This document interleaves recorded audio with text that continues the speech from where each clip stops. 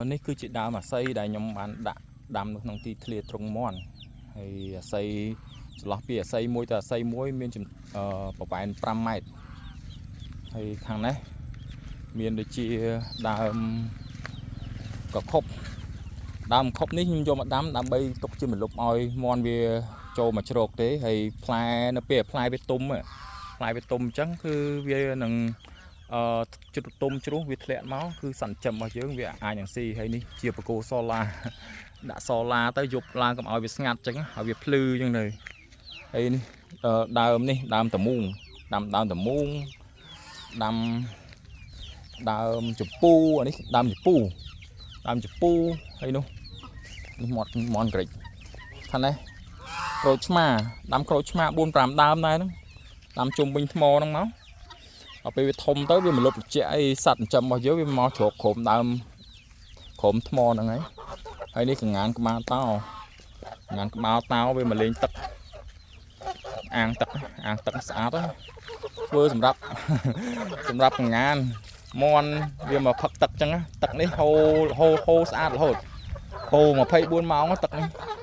តពីទឹកធ្លាក់ច្រកអៀងមកដល់ពេលវាស៊ីចំណីរួចវាមកចុះលេងទឹកហែទឹកលេងអញ្ចឹងសានលេងអញ្ចឹងទៅអញ្ចឹងសត្វចិញ្ចឹមវាមានសុខភាពល្អមែនតើហើយបញ្ញូនៅក្បែរត្រង់មាន់របស់ខ្ញុំគឺស្អាតទេសភាពស្អាតខ្លាំងហ្មងនេះមានដូចជាដើមចេកមានអីហ្នឹងទៅហើយភ្នំព័ទ្ធជុំវិញហ្នឹងទាំងអស់សត្វភ្នំហើយសត្វចិញ្ចឹមវាពងផងវាកូនមកបន្តរហូតនេះពូជមាន់ហ្គិចឥឡូវវាធំមែនតើខ្ញុំយកមកផ្ទុំប៉ិនកដៃទេតែឥឡូវប៉ុណ្ណាណៃហើយធំលឿនណាភាសានៅកន្លែងដែលខ្ញុំចំហ្នឹងវាសបោនេះសបោសត្វល្អិតខ្ញុំធ្វើជារណ្ដៅសត្វល្អិតបន្ថែមទៀតហ្នឹងដើម្បីឲ្យសត្វល្អិតវាមកជ្រកមកអីទៅមាន់របស់យើងវាកាយស៊ីហើយនេះចេកចាប់ដើមធ្លាក់ត្រយងអីបដាហើយមានចេកមានអីដាំជាម្លប់អញ្ចឹងសិស្សបងប្អូនចង់ចំមាន់ចំអីដូចខ្ញុំអញ្ចឹងគឺយើងជ្រើសរើសទីតាំងណាដែលវាមានដើមចេក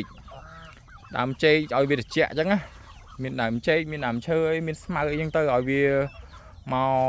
ចឹកស៊ីកុំឲ្យវា stress ហើយដើមចេកហ្នឹងវាត្រជាក់ផងវាចូលទៅជ្រកក្រុមដើមចេកអញ្ចឹងទៅហើយបើសិនបងប្អូនចង់ចិញ្ចឹមបងប្អូនបើសិនដីបងប្អូនវាលអីចឹងបងប្អូនត្រូវដាំដំណាំសិនមុននឹងយើងចិញ្ចឹមយើងដាំដំណាំចេកឲ្យវាបន្លប់ឲ្យអីទៅតបមកចាំយើងដាក់សត្វចិញ្ចឹមចូលធ្វើដូចខ្ញុំអញ្ចឹងគឺដឹងតែកើតហើយនេះសត្វចិញ្ចឹមទាំងអស់ហើយអត់សុខភាពវាល្អអត់ឈឺអត់អីទេ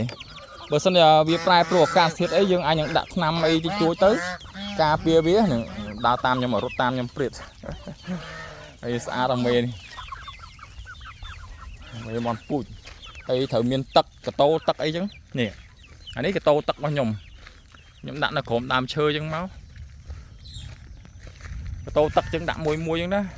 ដាក់ទុកឲ្យវាផឹកព្រោះខែក្តៅអីវានឹងស្រែកផឹកទឹកហើយនេះអាស័យយកមកដាក់ដាំតាមលបងអញ្ចឹងទៅស្អាតមើលទៅស្អាតមួយយ៉ាងដែរតាហើយដល់ពេលអាស័យនឹងធំឡើងទៅម្លប់ឲ្យសត្វចិញ្ចឹមរបស់យើងវាមកជ្រកក្រោមអាស័យហ្នឹងនេះមានតែពាំងមានអីអាស័យរស់អាស័យនេះខ្ញុំដាំ 3-4 ថ្ងៃមុនវាដុះប្រឡោកដុះតែពាំងអីមកនេះស្អាតខ្លាំងណាស់ហើយសត្វវាមកដើរចឹកស៊ីតកៅស៊ីអីចឹងទៅពេញតាចកាហ្នឹងហើយខាងនោះមាន់មានមាន់ពូជមានអីចឹងស្អាតណាស់នេះ